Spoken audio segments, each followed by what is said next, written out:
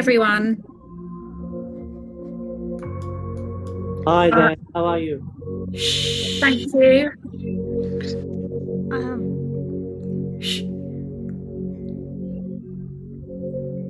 I think we're just waiting for Dr. Vanderwalt to join. Yes.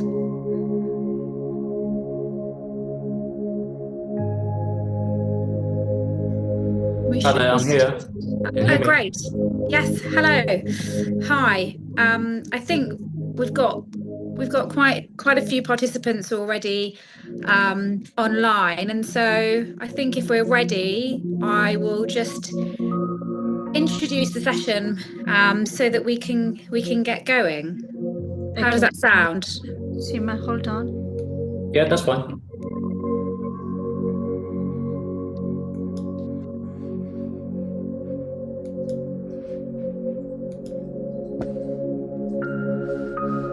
Okay. Are we good? Yeah. Great. Okay, great. Hi. So, hi, I'm Seema. I am part of the GAA committee, and we're very excited to be hosting our first health webinar this evening, and it's great to see such an amazing turnout, actually. So thank you all for joining. We are launching these new webinars, and we're going to be now running them weekly. So we encourage you all to join them, and please, share feedback with us so that we can make these better and better every time. This evening, we are very privileged to have Dr. Vanderwalt to kind of host this session. He's a qualified chiropractor who's been practicing since 2008, and he's actually kindly agreed to run 4 sessions for us, all centered around well-being and improving your health. The first session is actually on back pain today. So we're going to learn how to maintain a healthy back and prevention strategies and understanding back pain, I think, in more detail. And then, these sessions will be recorded. They'll be available on playback. And so, I think there's not much left for me to say, really, apart from just I'll leave it with Dr. Vanderwalt. I hope that you all enjoy this evening's session. Banna is also on the call, and so she will end this session with you all. So if there are any points that you'd like to share in the chat with her, please do, and please share any feedback. And I hope you enjoyed this evening's session. Okay, so Seema, are we having Q&As after half an hour or 45 minutes? We're just going to take a couple of questions only. So what I would suggest is if people have questions, maybe put them in the chat as you go along. Yeah. And then Dr. Vanderwalt, you just pick the themes that are coming through maybe, and just maybe answer a couple of them so that the group can understand more about those areas. And then maybe we can look if it's beneficial, if there are other themes, common themes that are coming through, maybe we can try and address them in further seminars. Yeah, that's fine. Great. All right, brilliant. Well, I'll leave you in the capable hands of Dr. Vanderwalt. Enjoy.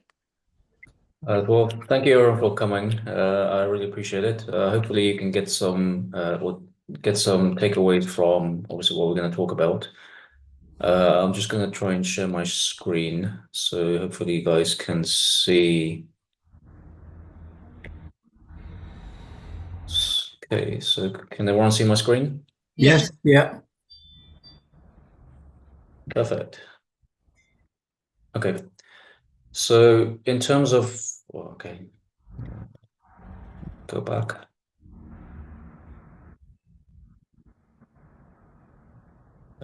Apologies.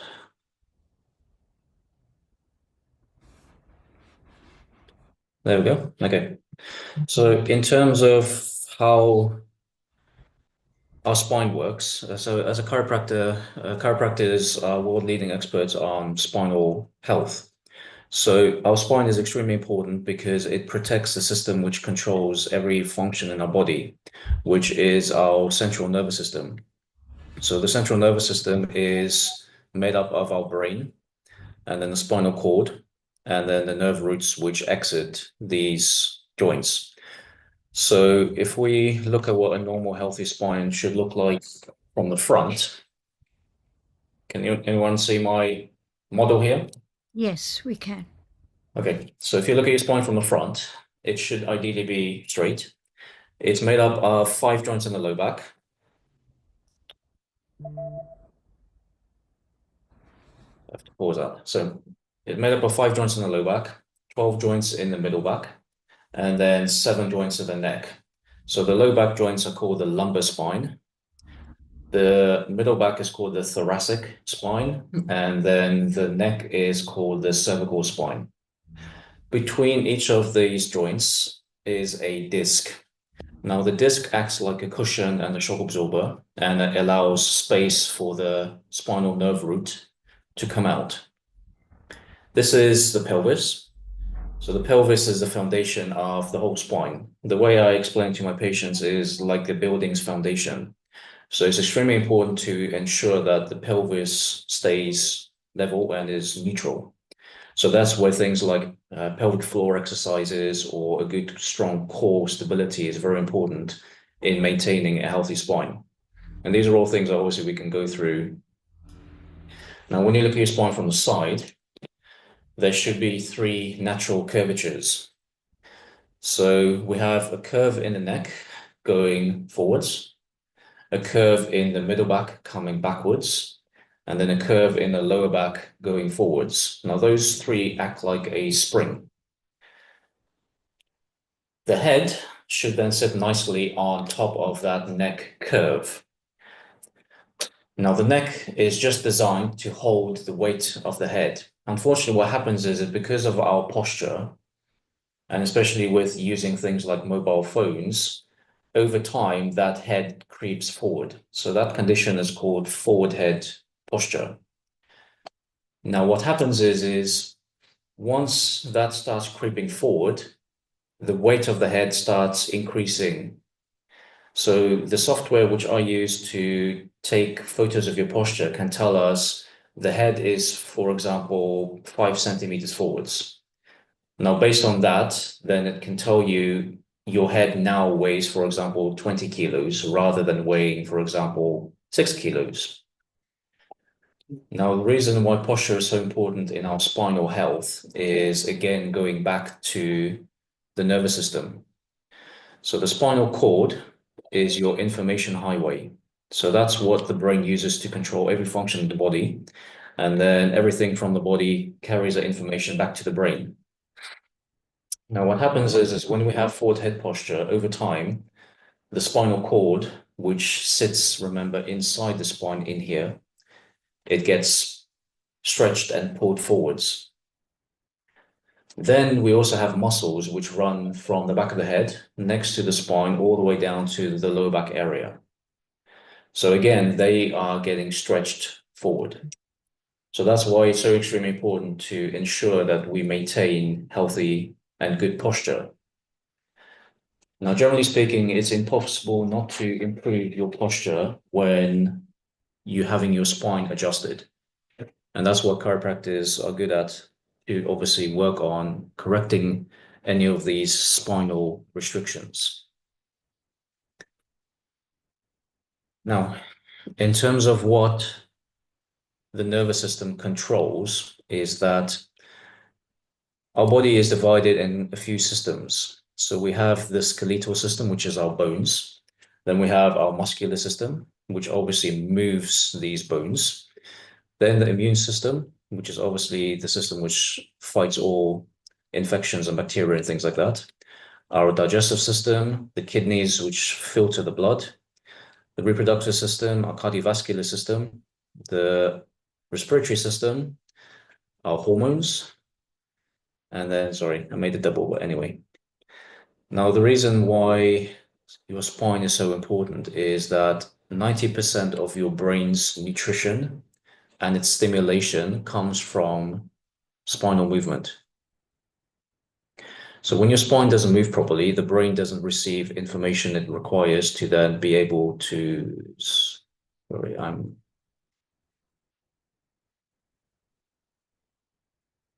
sorry, my slideshow just disappeared.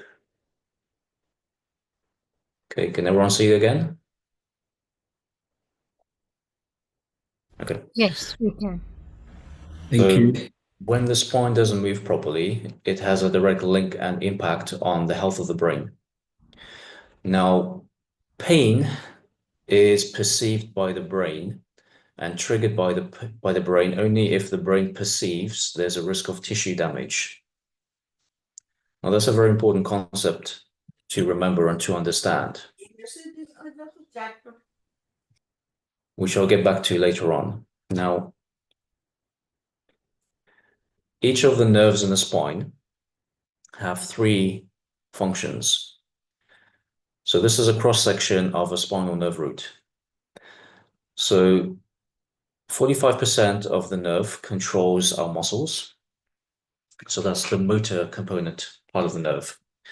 Then we have the autonomic component. So the autonomic nervous system is part of our nervous system, which controls all our automatic functions. So things like your heart rate, your breathing, your digestive health, etc. So all the automatic functions in the body.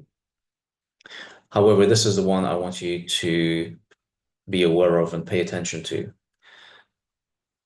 The sensory component is only 10% of your nervous system's overall function. And that is to control pain, touch, temperature, and also to control your posture. Now, the reason why that is important is because, again, going back to your spine, once that joint in the spine loses its normal position or alignment, it then squeezes the nerve. Now, going back to what I mentioned earlier is if your brain doesn't perceive there's a risk of the muscle getting damaged or organ getting damaged or whatever, it won't trigger that inflammatory response, which is pain. However, you might experience issues in terms of muscle pains or muscle weakness or cramps in the muscles, or if the nerves in the middle back are affected, we might experience associated symptoms, for example, things like palpitations or reflux or heartburn, etc. The reason why is because the nerves in the low back, they control the bowel, the bladder, the reproductive organs, and then the legs and the feet. The nerves in the middle back or the thoracic spine, they control all of the vital organs. So the heart, lungs, liver, kidneys, stomach, spleen, gallbladder, etc. Whereas the nerves in the neck, they control the blood supply to the brain, and then our ears, eyes, sinuses, the diaphragm, and then our shoulders, arms. So when someone comes and sees me and they tell me I'm getting sciatica, for example, that's a usual telltale sign of nerve irritation in the lower back area. Or if someone comes in and tells me I'm getting reflux or digestive issues, then again, that pinpoints the middle back area because number 6 nerve in the middle back is one of the main nerves controlling the stomach. So then when I do an assessment is then to tell me exactly where I can feel and test and assess whether or not that part of the spine is moving well or not. Does that make sense? Okay. Yes. So what chiropractors refer to as that condition where the joint has lost its normal alignment is called a subluxation. Now, it's not important for you to remember it. It's just something that I'd like you to be aware of. Now, once that joint in the spine has lost its normal alignment, it can't move back by itself. We can't stretch it back. We can't ice it back. We can't take a painkiller to fix it. It needs to be adjusted. And most of the time that needs a chiropractic adjustment. The problem is once that joint doesn't move properly, it then becomes a brain problem because like I mentioned earlier, 90% of the brain's nutrition and its stimulation comes from the spinal movement. So if that joint doesn't move properly, it doesn't send the information to the brain. So the brain starts making reactive changes. Now, just in terms of back pain is a leading cause of disability and work days lost in the world.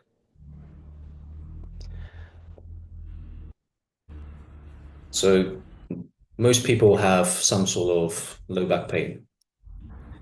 Now, what we mean by back pain might not necessarily be in the low back, although, like I said, it can occur in the middle back or as well is the neck. Now, the reason chiropractors assess the whole spine is that if someone comes to see us for just low back pain, that doesn't necessarily mean that is the origin of the pain. So we will always do a full assessment and review of your posture, neurological function to assess the function of these nerves, range of motion, muscle testing, etc., to assess where exactly these nerves in the spine might be being pinched or trapped. Now, in terms of some statistics, so according to the World Health Organization, 619 million people across the globe suffered with low back pain. So that's quite a significant statistic. Now, one of the important things I want you to realize and take away from this is that once that joint in the spine becomes restricted, the area is not going to get healthier. And just because it's not painful, that doesn't mean it's not a problem. Now, what happens is when the spine moves naturally, like it was designed to do, that is how our discs get water and blood and nutrients, because it's through natural diffusion where our discs maintain good health. Now, once that joint becomes immobile and it doesn't move properly, then obviously what happens is we get stress and pressure on the nerve roots. Then the disc starts to get dehydrated, and then we might also start to degenerate. Then we also start getting changes with the muscles. So the muscles around that area, they start to weaken, and then we eventually will start to get scar tissue developing. So scar tissue is basically rigid, it's stiff, it's not very mobile, and it limits how well the spine is able to move. Now, these changes occur throughout our lifetime.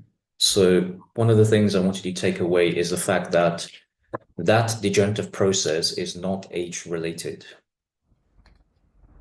Because I get a lot of patients coming to say to see me and they say it's old age, it's a wear and tear. From my experience and from research, that's generally not the case, because as you can see from the study, 37% of 20-year-old people had disc degeneration. However, the key takeaway to that was they didn't have any pain or symptoms. So clearly a 20-year-old is not old and it's not wear and tear. Now, in terms of back problems getting worse with time, the highest range or significant range of back issues is usually between 50 and 55 years old.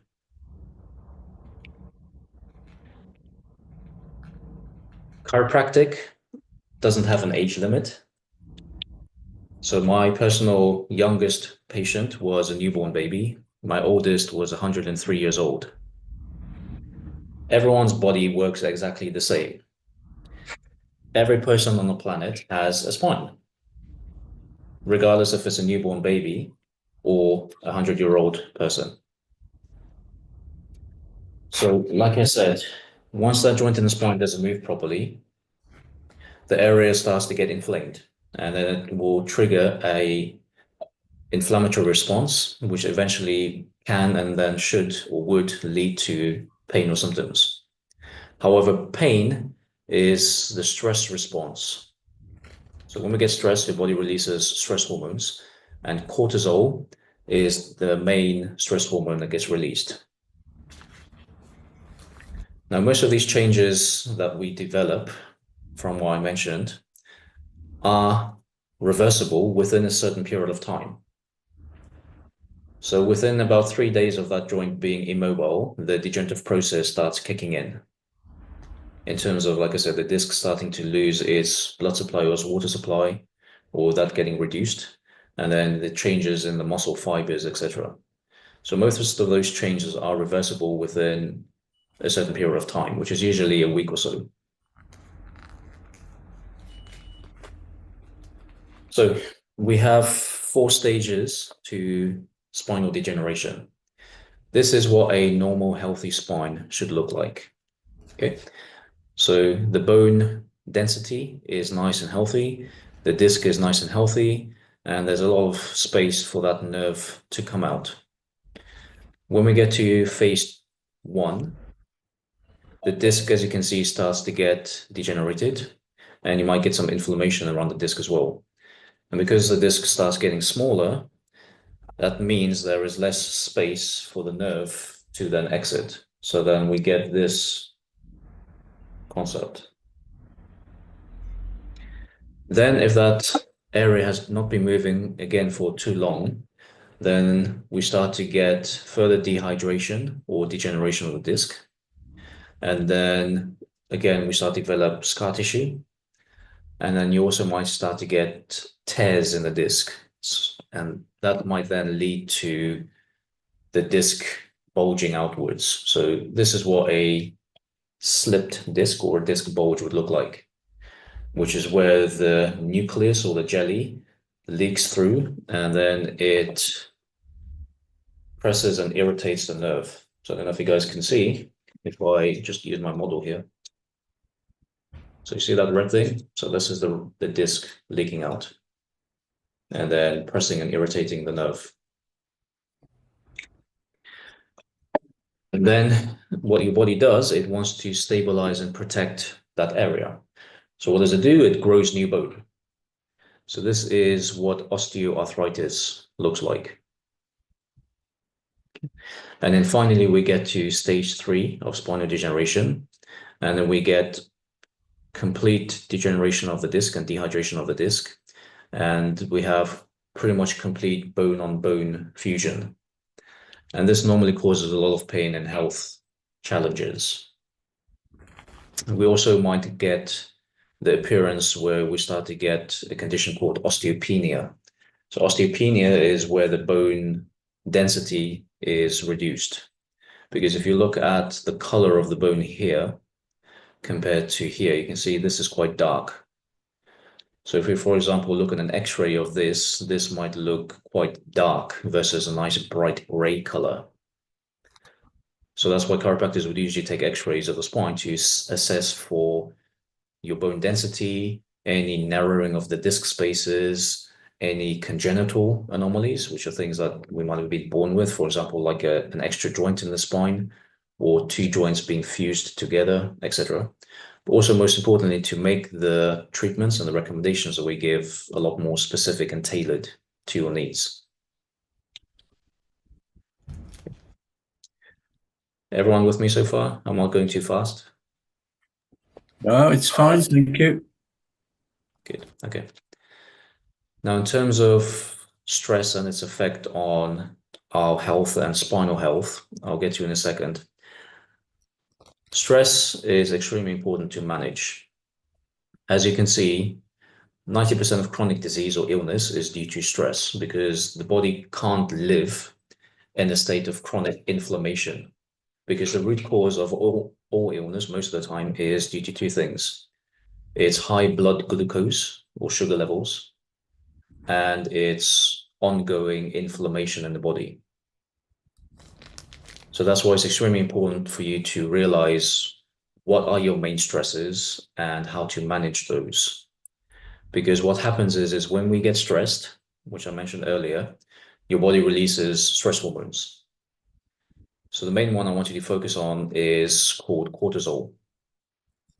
And remember, cortisol is what your brain uses when it triggers that inflammatory or pain response. So anti-inflammatory medications are basically designed to suppress that inflammatory response. Now what happens is when we get stressed, like I said, the body releases a stress response, and then it releases cortisol, which is the stress hormone. And as you can see, although it says pain-induced stress, cortisol is still cortisol, whether it's from pain or from a stressful time at work, or you waiting on an important phone call or emotional event, whatever it is, the body reacts generally the same. And as you can see, it is a negative component to disc degeneration, and it can negatively affect the disc's ability to heal and to regenerate. This is what your disc would look like. Okay. This is the aorta. So it's a big artery that takes the blood around the body. And as you can see, these are two vertebrae. So this square is the block. This at the back would be this part. So as you can see, not only is the disc, but also the spine, it's richly innervated with blood. So that's why it's extremely important for you to stay as active as possible to help with the circulatory system, to then help with the spine, and to help ensure that your discs get adequate blood supply through that normal movement. Okay. Now, this is a study I mentioned earlier about the 20-year-olds. So as you can see, 37% of 20-year-olds who had no pain or symptoms had disc degeneration, okay, which then increased with age percentage-wise. Now, some of the main things which affect the disc's health and the ability to heal would be things like lifestyle factors, drinking, smoking, not sleeping enough, inflammation, which again is stress related.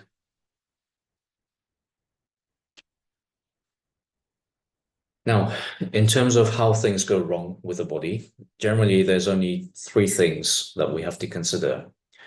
We have physical stresses every day from the day we're born throughout our lifetime. We have mental and emotional stresses, and we have chemical stresses or chemical toxins.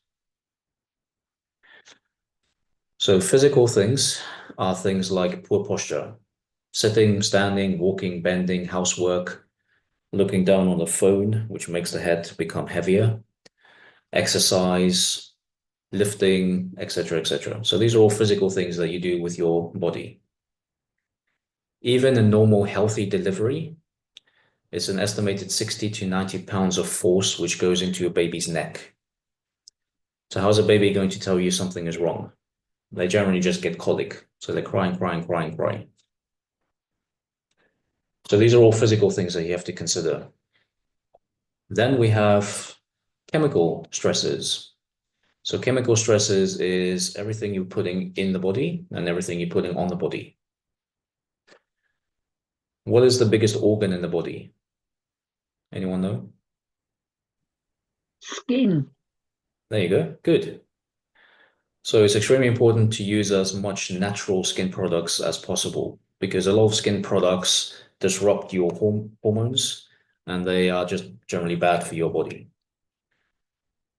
So as much natural skin products as you can. Eat a healthy, clean diet. Try and reduce foods which create inflammation in the body. So for example, things like sugar, which is number one. Then we have things like gluten, refined carbohydrates, preservatives, E numbers, etc. Soya, we have to be careful with because it's quite highly processed, and especially with females, it can mimic estrogen compounds, so it can affect your hormones. So if you can, try and avoid or limit soya.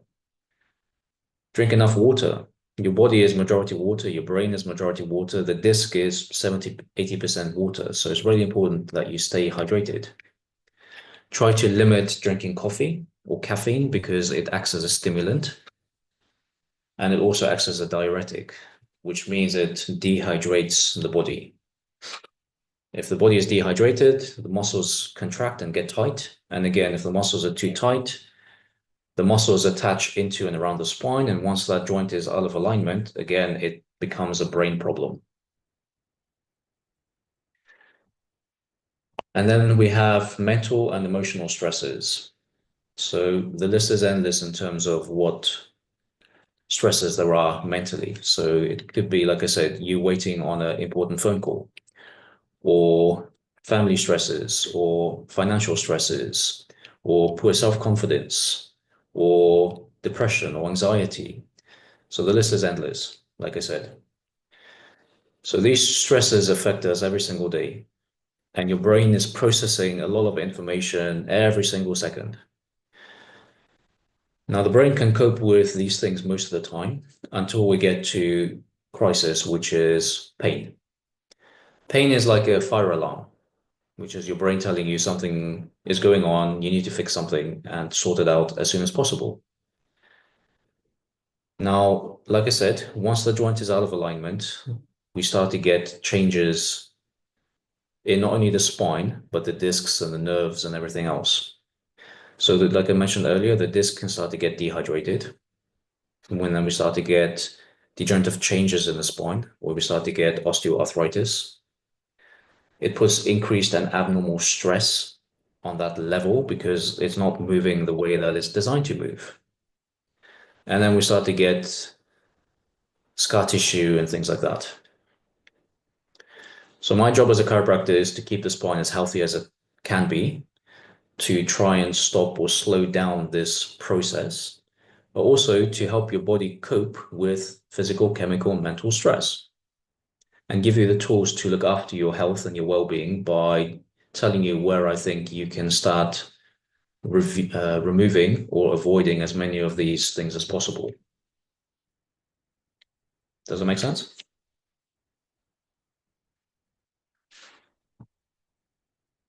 So in terms of what chiropractors do, we take a holistic approach to your health.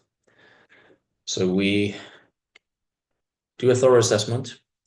We analyze your posture, we check your spine, we ask questions about your stress levels, your lifestyle, etc., just to get to know you. And then we will tailor your care to the adjustments which we perform to keep your spine healthy, to advise you in terms of nutritional supplements or dietary changes, mindfulness practices, and getting enough sleep, and performing specific exercises to improve your posture and improve your spinal structure and your core stability as well. Now, posture is an extremely important thing that we have to consider, which I already mentioned. So when you're using your phone, please make sure you lift it up. The reason why is if you keep your head level, it weighs about 5 kilos, for example. However, if you're looking down at that angle, you're putting around 27 kilograms or 60 pounds of stress and weight on the back of your neck and shoulders. So that is this massive dog sitting on the back of your neck. So please make sure you lift it up. Okay. Long-term posture with the head in that position leads to a few issues. First of all, it leads to a straightening out of that curve in your neck, which I mentioned earlier. Now, once that curve in your neck straightens out, the spinal cord, which is inside your spine, gets stretched by between 5 and 7 centimeters, which is about that much, which is not a good thing. And yes, over time, that can lead to not only back pain, but also other health issues in terms of things like reducing even your lung capacity, which is how much oxygen we get when we breathe. So how we assess, or how I assess your posture, is using posture analysis.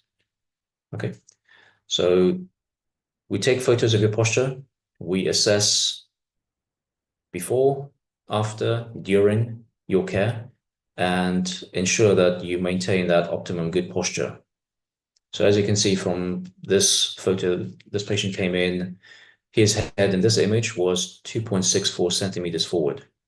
Here, it was actually backwards. So that then is important because it means that his brain and his spinal cord is under a lot less physical strain, which means his whole body is functioning better because his posture is better. Now, just some general tips to help limit or try and help with back pains. When we sit, you put around 300 pounds of force on the lower back joints and discs of the spine. So please make sure when you're sitting, you have a back support, that you have an ergonomic chair, that your screen is at eye level, and that you're sitting with your hips and your knees at 90 degrees. Your spine and your body is not designed to sit, it's designed to move. So please make sure you take a break at least every half an hour to stand up, move, walk around, do some stretches, get the blood flow flowing, because all the blood pools in the legs. So we need to get the heart rate up so the heart can pump all the blood back to from the legs back to the heart and then back around the body. Okay. When you sleep either on your back with a pillow underneath your thighs, because it takes some of the pressure off your low back and it takes some of the strain out of the spinal cord. Because when you're lying on your back with nothing underneath your legs, your spinal cord is getting stretched. Now, if it's already being stretched because of the loss of that curve in the neck, we don't want it to be continuously stretched whilst you're sleeping, because that's the only time your body can heal. So put a pillow underneath your legs. It takes all the tension out of the spinal cord and it lifts up the low back to get a bit of pressure off the discs and the joints. Or sleep on your side. Put a pillow between your legs, and then you can hold a pillow between your arms if you want to. But putting the pillow between your legs will stop you from twisting the leg around. Remember, with the pelvis, it's extremely important for the pelvis to be neutral. Whenever you're sitting cross-legged, if you prefer, for example, sitting with your right leg over the other one, the pelvis does this. So it drops down and it flares out. If you keep doing that, eventually it's going to stay in that position. And then all the muscles start contracting and getting stretched, etc. So that's not a good thing. Because remember, that's the foundation of the spine. So we want to keep that pelvis nice and neutral. So if you want to sit cross-legged, fine. Just make sure that you swap sides every now and then. In terms of pillows and mattresses, personally, I always recommend the orthopedic pocket sprung mattress. I'm not a big fan of memory foam, just because it tends to sink in and they tend to retain heat. So orthopedic pocket sprung mattresses are generally the best. So they have basically springs. So for example, if you look at it from the top, they'll have pockets, and each of those pockets would have springs. And then most of them now would either have latex or memory foam on top, which is nice and soft, but then you still have the firm base or foundation. The other thing you also have to consider is your bed frame. So if you have a bed frame where you have the wooden slats, eventually they start sagging. So either get a new frame, which is basically going to be, for example, like an oak frame, which obviously is not going to move, or a divan.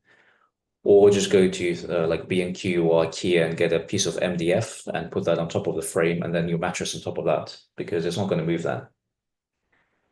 Change your mattress at least every 8 years, please. Okay, it's extremely important. In terms of pillows, the orthopedic or the contoured ones are generally the best, because if you're sleeping on your side, remember, your head is about the weight of a bowling ball. So if you're sleeping on a soft pillow, you're basically doing that. And then people wake up and say, oh, I don't know why my neck is hurting. So a contoured pillow are the ones that look like a wave. So they will keep your spine nice and straight and level. And it takes obviously all the stress off the neck area. Do not sleep on your front. And if you have kids who sleep on their front, get them out of the bed as soon as possible. When you sleep on your front, you have to turn your head one way. So you're twisting your whole neck. And the nerves in this part of the neck control basically everything from the brain, the blood supply to the brain, your ears, your eyes, etc. So please get them out of the habit. The other thing that happens is you're pulling all of your weight on your chest. And because you need to breathe, your rib cage has to lift up your whole upper body weight. So again, that's not a good thing. Excuse me. If you do experience any type of pain, whether that be joint related or neck related or back related, first thing I always say is just ice it, because ice is a natural painkiller and anti-inflammatory. So just wrap it in a tea towel, put it on the area for about 10, 15 minutes. Okay. If it's very bad, you can do it every hour. Otherwise, I normally say between 3, 4 times a day. Okay. Do not use heat. The analogy I use for all my patients is imagine you have a fever. You're not going to go and sit in a sauna. Okay. You have to cool yourself down. You put a cold flannel on your forehead to try and reduce the temperature. You drink water, okay, to try and reduce everything. You don't put heat on heat because when we have inflammation, pain and inflammation usually go hand in hand all the time. So don't put heat on something that's already hot, swollen, irritated. So you want to cool it down. Ladies, if you do wear heels, just remember that every inch you wear, your body weight goes forward by about an inch or so. So trying to limit wearing high heels. When you lift, always make sure that you bend your knees. What happens is when you bend to pick something up, for example, if you want to pick up a pen, if you're just bending down and flexing like this, your brain tells you I'm picking up a pen. What it doesn't tell you is that your low back joints, muscles, etc., have to lift up your whole upper body weight when you come up, but your brain is only telling you you're picking up a pen. So if I weigh 90 kilos and my upper body weight weighs, for example, 50 kilos, you're picking up 50 kilos, but your brain is telling you you're only picking up a pen. So it's really important that whatever you pick up, doesn't matter if it's heavy or light, you bend your knees, you contract your pelvic floor muscles. So now how you do that is imagining squeezing and clenching the buttocks together and stopping yourself peeing midstream. That's the only way I can describe it.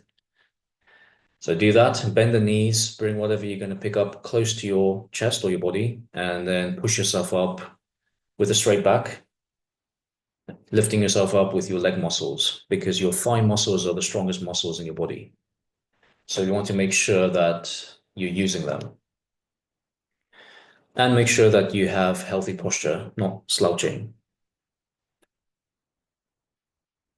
So finally, just the last few things. In terms of what chiropractors do, generally people only have 2 concepts or thoughts about what we do. So either it's just treating back pain or neck pain, or it's getting your spine cracked. What we actually do and what research shows is that it does quite a lot of other quite significant and cool things.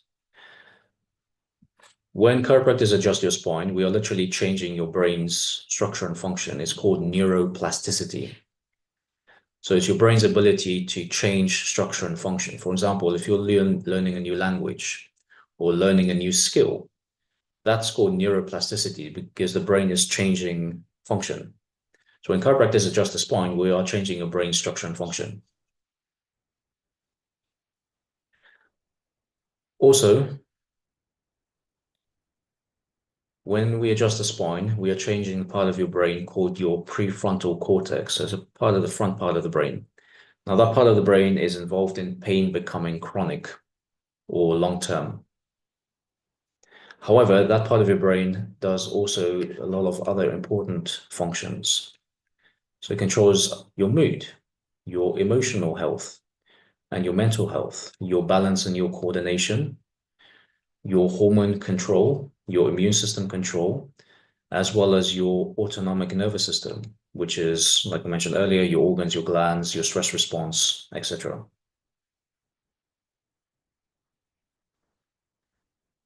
So thank you very much for attending.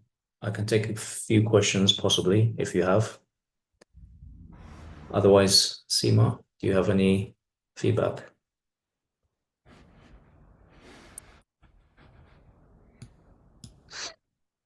I have a question. My name Yes. is Mayuri. Now, if somebody's got a prolapsed or herniated disc and it puts pressure on the nerve, in the spine. I recently heard that they do an operation where they put a hole on the prolapse disc, so there's less pressure on or no pressure on the nerve.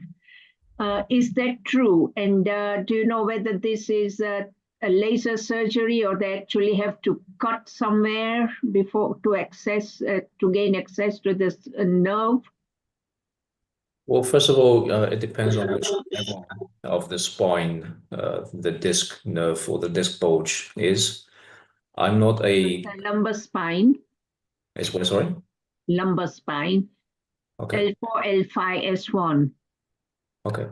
Unless it's a medical emergency where the person has a condition called cauda equina syndrome, which is basically where the disc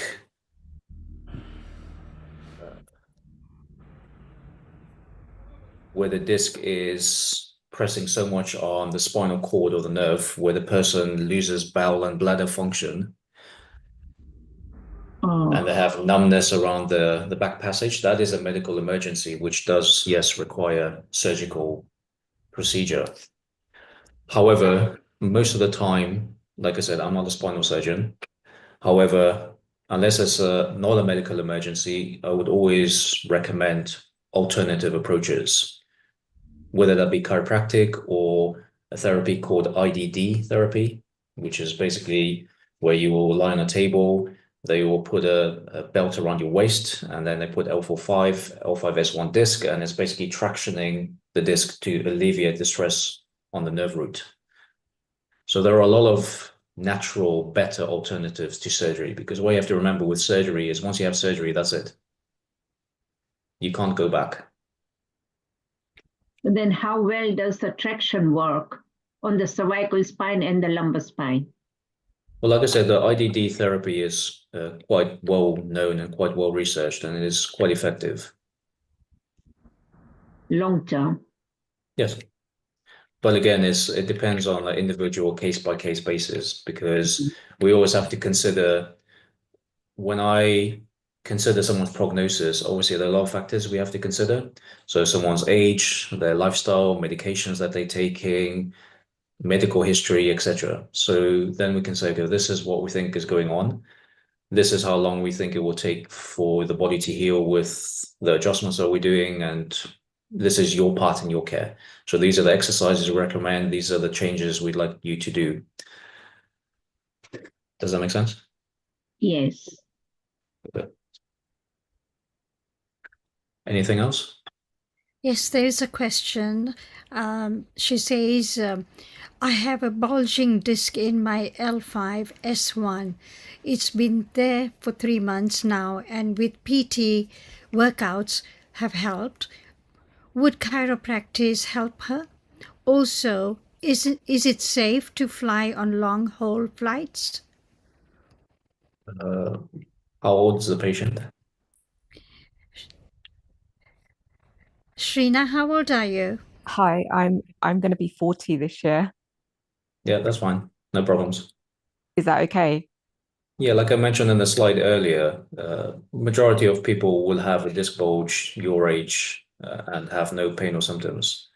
So I've had disc bulges in the past. I've been on long haul flights. It's fine. There's no issues.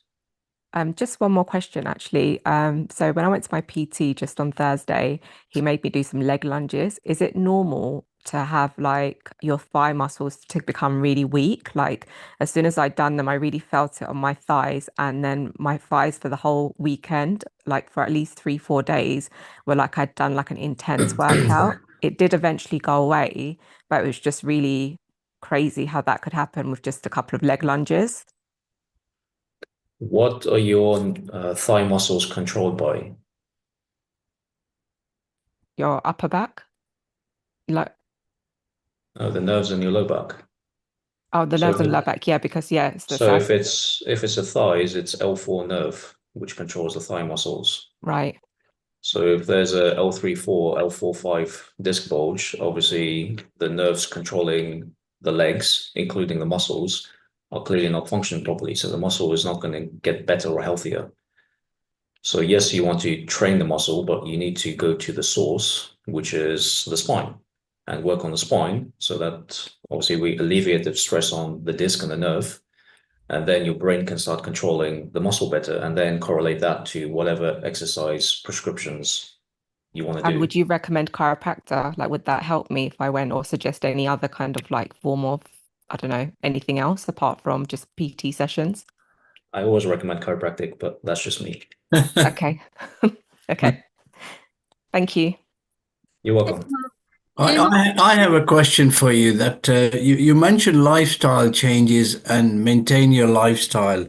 Are there regular back maintenance exercises that you recommend, or can we find them somewhere to keep your back healthy?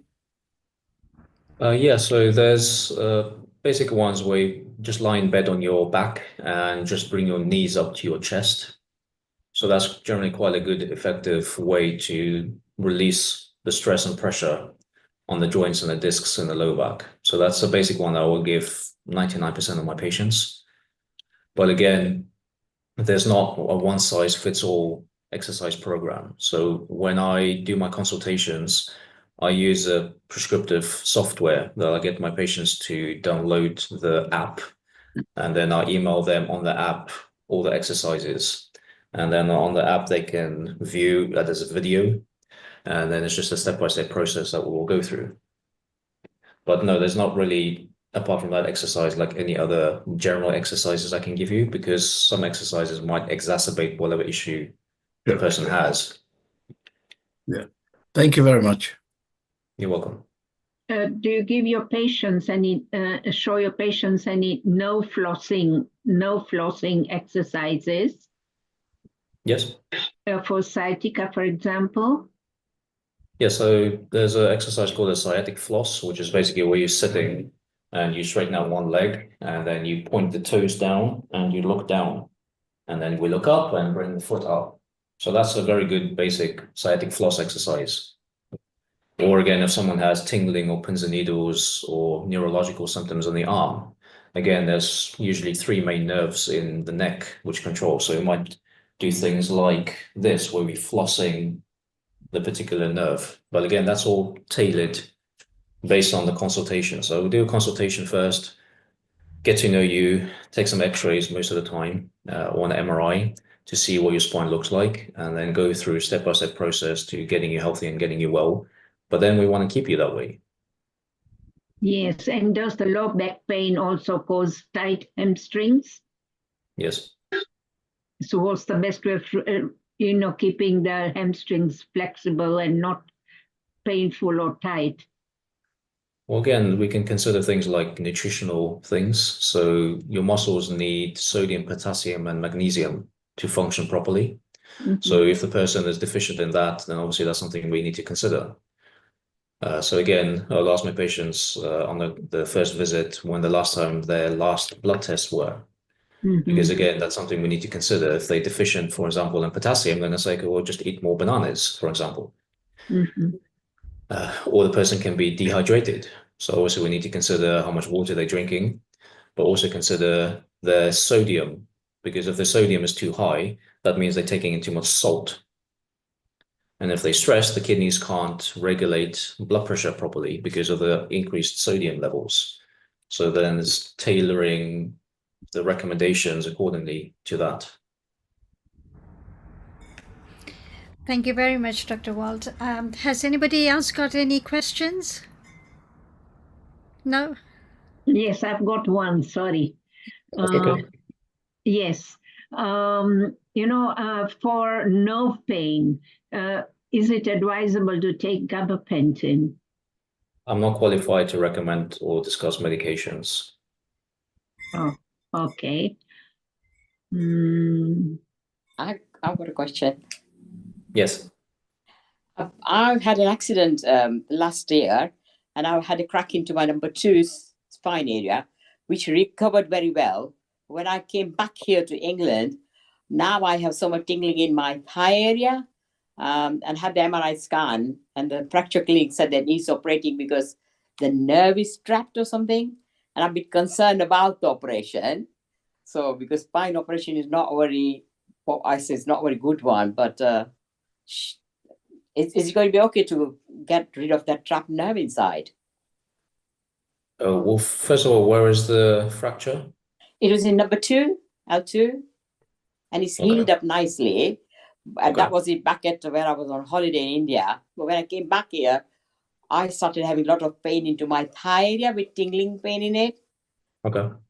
So when they had the MRI scan done, and they said the nerve is trapped, is neuropathy, and I've been so many painkillers for past 5 months now, and none of the painkillers are working. I'm literally in so much pain. Well, I'm sorry to hear that. Listen, all I can say is I always recommend the natural approach, whether that be chiropractic or osteopath or massage or acupuncture or whatever it is, rather than going through other options. Because, like I said, with back surgery, there are quite a lot of potential risks and side effects. So what I always do is when I do a consultation, once I sit down with you to discuss the results, if I feel it's not something I can help you with, I will always tell you, go here, go here, go here. So should I go and approach some chiropractors? I mean, based in Leicester. Yeah, so I can, there's a website called the General Chiropractic Council. So every registered chiropractor needs to be registered on that website, which is the same as the General Medical Council. So if you just go on the General Chiropractic Council's website, you just put in your postcode. Yeah. And then it will give you a list of all the chiropractors in that area. And then obviously you can just search for which one is closest to you or which one you like the best. Okay. I was a bit concerned about going for the operation, but then I haven't got no choice because while I was having physiotherapist at the hospital, and I told him what was the matter, he just, because I couldn't do any exercise, anything I did, I was in so much pain the next day, you know. And at the minute, I'm in so much painkiller medication, and none of them are working at all. But like you said, I should go for a second opinion or see what they got to say. Absolutely. Yeah, I'm just like on the waiting list for 4 to 6 weeks now, you know. Okay, I shall do this, you know, to go on the website and find out, yeah? Yes. Thank you. You're welcome. Thank you, Dr. Waltz. Where are you based, and can the patients see you? Yeah, so I'm based in Hendon, just down the road from Middlesex University. So it's yeah, quite convenient. As kind of as a thank you or as a welcome to everyone who's joining, I'm doing a promotion. So if they'd like to see me, then I'll do a half price consultation. So normally my initial consultation will be £60.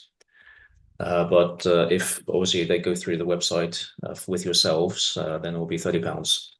And that will then get them for a 45-minute consultation appointment with myself to, like I said, to get to know you, your main concerns, and then perform all the neurological tests, muscle testing, orthopedic tests, take the posture photos, which I mentioned, and then obviously give you my feedback and hopefully get you better. Is there easy way for them to get in touch with you directly for consultation?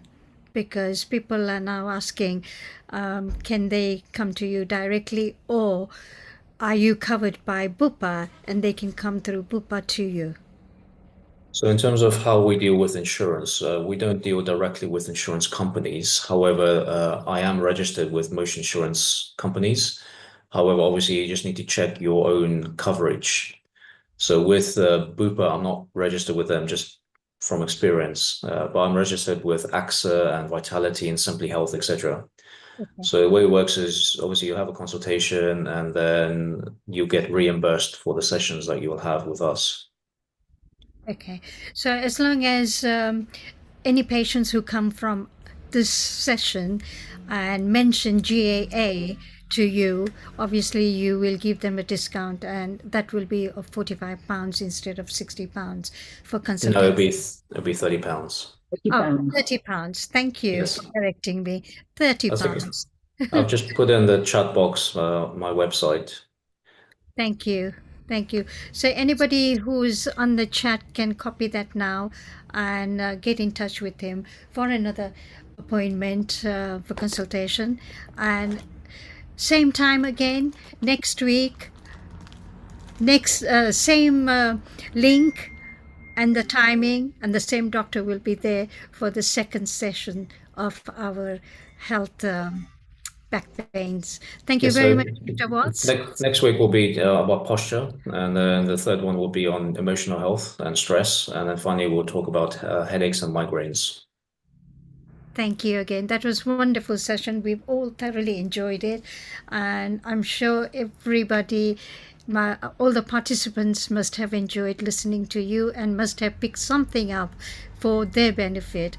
Thank you again. Thank you all the participants for joining. Thank you, in. everyone. Thank you, Thank Dr. you. Watts, Thank you, again. doctor. Take You're care. welcome. Thank you. Have a nice evening. You too. Thank you. Bye-bye. Bye. Thank you. Thank you. Thank you. Bye. Good Bye. night. Bye. Bye. Bye. Bye. Bye.